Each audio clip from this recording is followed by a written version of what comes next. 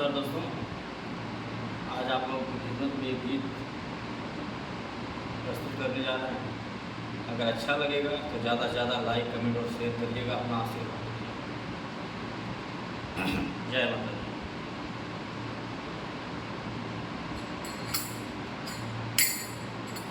ये आजकल के नया नया जो कन्या लोग, लड़की लोग, नया नया बहू लोग आवत है, पढ़ लिख के तो घर का काम काज अगर कहल जाता करेंगे तो ना के पहुँचे थे।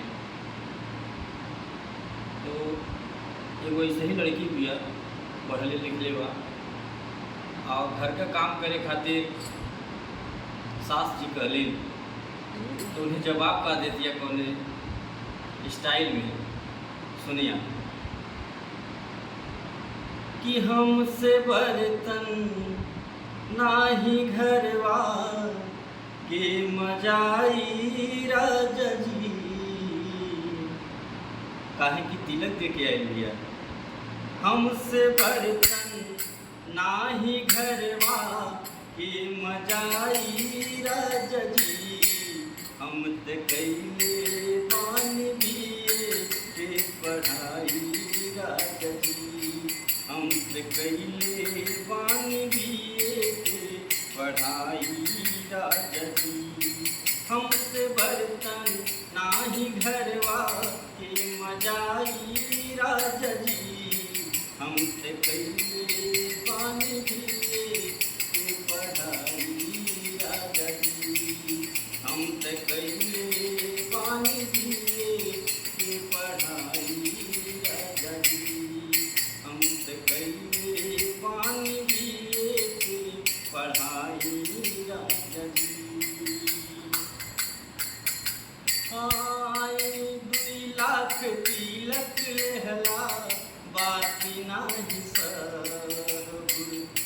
2 लाख तिलक लेहला बाती नाही सब। बैठल नहाइब खाइब रानी बन के रहब। बैठल नहाइब खाइब रानी बन के रहब। सुन के ताना हमरा आवे ना मुहाई राजा जी। हम त कैले बानी बिये के पढ़ाई राजा जी। हम त कैले बानी बिये के पढ़ाई राजा जी। हमसे बर्तन नाही घरवा के मजाई राजा जी। हमसे बर्तन नाही घरवा के मजाई राजा जी। हम त कैले पानी बिये के पढ़ाई राजा जी। हम त कैले पानी बिये के पढ़ाई राजा जी। और डिमांड भी कर दिया कि जौन चीज घर में नाई बा ओके ले आके लगवावा। कहत का बा कि गर्मी के दिन बाटे कूलर लगवाई दी।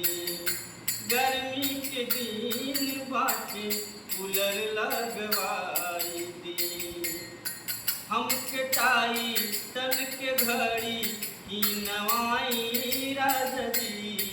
हमके टाई तन के घड़ी की नवाई राजा जी। हम त कैले पानी बिये के पढ़ाई राजा जी। हम त कैले पानी बिये के पढ़ाई राजा जी। हमसे बर्तन नाही घरवा के मजाई राजा जी। हमसे बर्तन नाही घरवा के मजाई राजा जी। हम त कैले पानी बिये के पढ़ाई राजा जी। हम त कैले पानी बिये के पढ़ाई राजा जी। हम त कैले पानी बिये के पढ़ाई राजा जी। हम त कैले